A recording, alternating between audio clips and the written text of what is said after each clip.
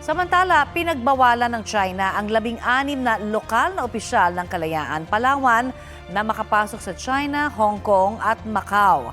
Kabilang po dyan ang mayor at vice mayor ng bayan. Sabi ng Chinese Embassy, dahil yan sa resolusyon ng munisipalidad noong 2023 at ngayon 2026 para ideklarang persona non grata ang dalawang Chinese ambassador. Noong 2023, idineklarang persona non grata si nooy Chinese Ambassador to the Philippines, Wang Xilian, dahil sa kanyang pagdepensa sa harassment ng China Coast Guard sa mga barko ng Pilipinas.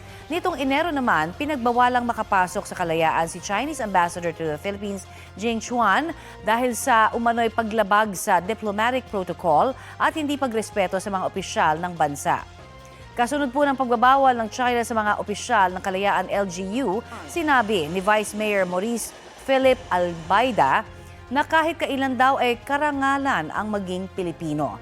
Para naman kay Konsehal Francis Polizon, hindi nila mapapangunahan ang embahada ng China sa desisyong ito tulad ng hindi mapipigilan ng China ang ipinasang resolusyon ng kalayaan LGU. Sinusubukan pa namin kunan ng reaksyon ang iba pang opisyal ng kalayaan LGU.